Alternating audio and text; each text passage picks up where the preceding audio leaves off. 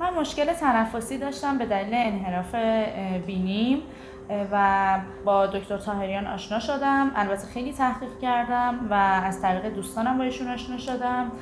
جراحی انجام دادم و کاملا مشکل تنفسیم برطرف شد. علاوه بر اون خیلی بینی فانتزی دوست داشتم، البته نیمه فانتزی، که دقیقاً بینیمو جراحی کردن همونی شد که میخواستم و خیلی راضیم از کارشون. بی‌نظیرن و به مامانم پیشنهاد کردم و ایشون هم جراحی انجام دادن.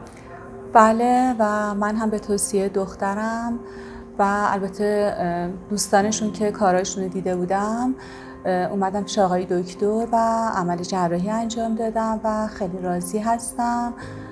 به جرئت میتونم بگم که یکی از بهترین جراحان ایران هستن و به همه توصیه میکنم.